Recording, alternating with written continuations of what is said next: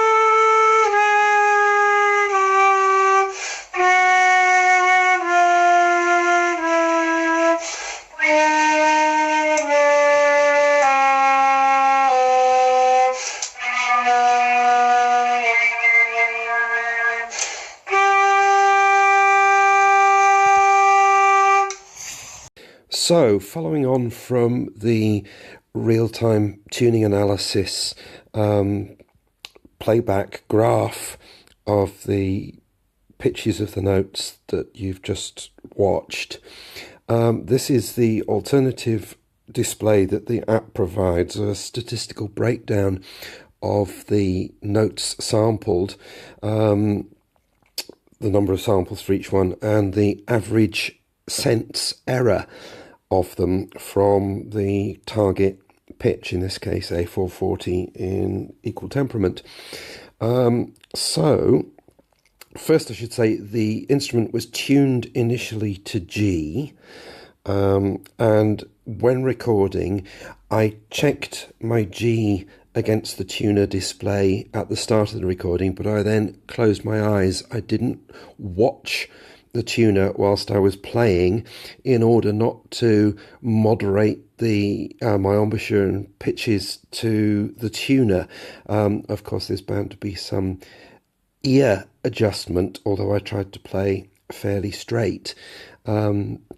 So on the screen then, at the bottom, we've got the lowest note, the low B flat of the foot joint, which you can see is averaging 11 cents flat. The next three semitones above it get progressively flatter and flatter until the C sharp is averaging 44 cents flat. It's drastically flat, which I think showed in some of the actual playing, pieces of music excerpts that are in the main videos. So D is rather flat, as you expect on flutes of this vintage. I will now scroll down. There we go. E flat. E is the first note vented, the E flat key vented, and that's coming out at 5 cents flat. The F and the F sharp are again both vented, the F sharp vented with an F key as well as the E flat key, and yet it's still 17 cents flat on average. The G, bang on. Scrolling down some more. So there we are. The left-hand notes in the fundamental octave are well within ballpark. When we get to the notes just before the break, the key vented C and key vented C sharp are both a little flat, even vented. D over the break is flat, as is E flat. That's mirroring the fundamental. Not quite as flat, but same pattern. And E is near enough in tune. That's unvented. The E flat key left closed, and it's just a tad sharp at that. Then we move on down. F and F sharp, again, less off than in the fundamental octave. But now the left-hand notes, G, A, B, they're all rather sharp in the second octave. And going on, the cross-fingered C and C sharp at the top of the second octave are a little sharp. D is pretty much on, as is E flat. E, even with the complicated fingering for it, is a little sharp. And then going on up through the octave, the third octave, the G sharp is very flat and the B is very sharp, but the other notes are mostly there or thereabouts. There are other alternative fingerings that can be explored to moderate the discrepancies for the G sharp and the B.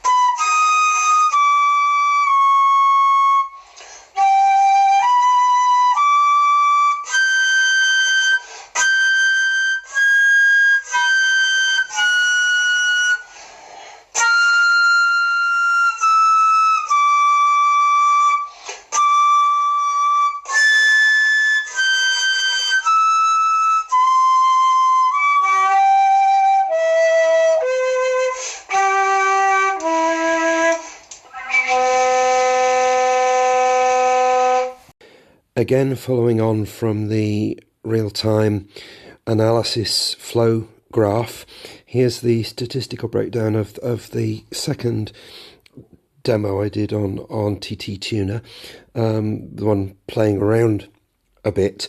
Again, eyes shut, I wasn't looking at the tuner, so not moderating my pitch to it. You get slightly different results from the first sample, because you're actually playing rather than carefully going through a scale. And when you do a scale, your ears are going to be, looking for the semitones, as it were, whereas this, there are other intervals involved, and you can't help moderating your pitch with embouchure and breath pressure and so on, because your ear just automatically takes you to do so.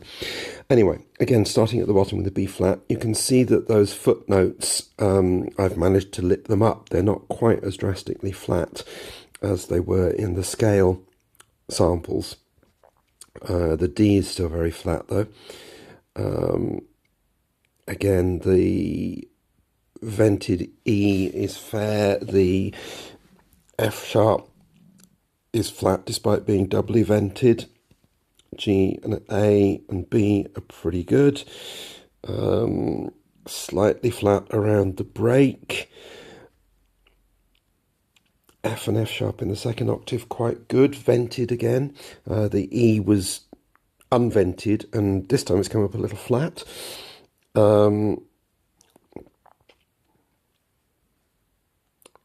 Again, consistent around the break to the third octave. The cross-fingered C and C sharp and the D are all a little flat. The E flat, E and F are good. The F sharp is rather flat. The G is fair. The G sharp is very flat. That was a feature we had before. And the highest note I played in this sample was high A, A6. Didn't go above that. So there we are.